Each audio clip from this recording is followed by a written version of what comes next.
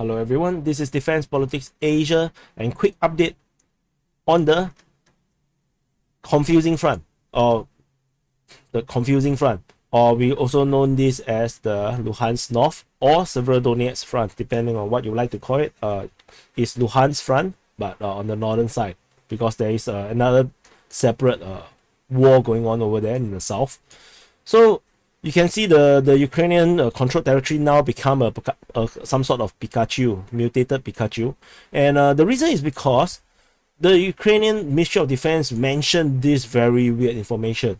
They say that they have repelled enemy assault in the direction of Novookhtyrka.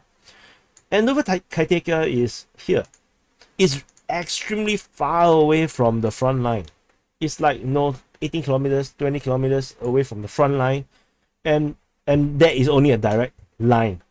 So if you follow the roads, it's going to be way further. And it's like, so it then comes to question: did I have the wrong information? Did the Ukrainians had always been controlling this territory? So that put into question on Smolyanninove, as well as Borivka, as well as Alexandrivka. This line of towns and settlements are now in question. From May 22nd, something that I didn't capture when I was reading this that time was that there is this report from May 22nd that the Russians had failed to attack Borivka as well as Smolyanninove. And May 22, I know, is a bit of time ago, probably 2 weeks ago, but this also gives some indication that there might be possibility that this entire line of settlement is actually still under Ukrainian control. However, that makes me feel that maybe Borivske and Voronove is indeed under Ukrainian control, because if not, how do you continue to keep a line of communications, right? So originally I put Voronove as Borivske I already put under Ukrainian control. So I just put Voronove under Ukrainian control, because in the same information they mentioned they repel assault on Voronove. Then or Voronove, and then the Luhansk People's Republic announced that they have liberated the Borivske. This is the latest information I saw, shared to me by one of the DPA's Telegram group members from Lord of War. So then that puts into question, if they can capture Borivske, then where the Russians actually attack from? They can't possibly attack from here, because the main force is around here, which means that they might actually control Voronove. Then if they take Borivske, then wouldn't these forces be stranded?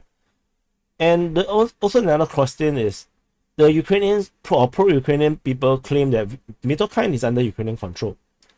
Then how does this fighting reported at Voronove happen?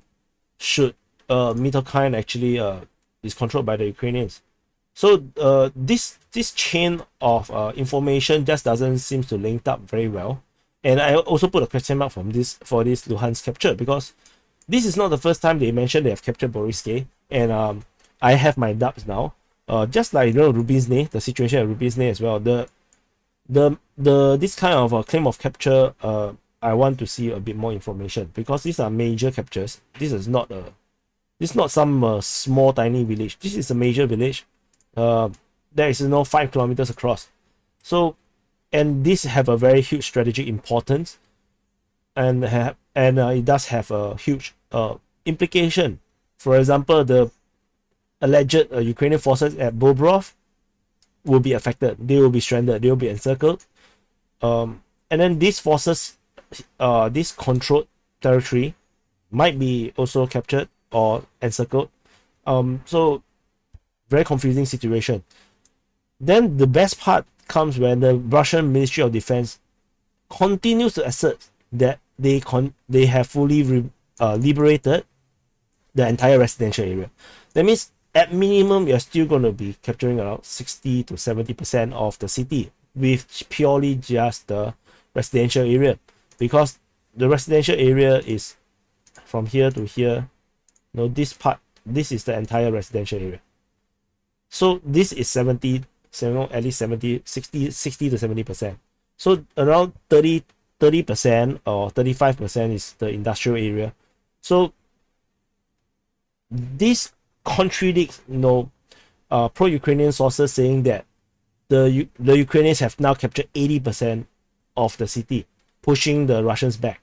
So this is one of the latest Ministry of Defense, Russian Ministry of Defense statement, and they continue to say that they are still continuing their fight for the neighboring settlements, probably referring to Lisna Dacha and Serotonin, as well as the industrial area.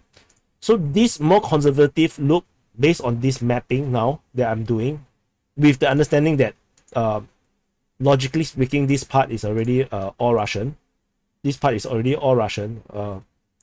Then this is more conservative and makes more sense, which means Mitrokyne can't possibly be under Ukrainian control. Or it's possible through zero time. It's possible, but maybe not the whole of Mitrokyne.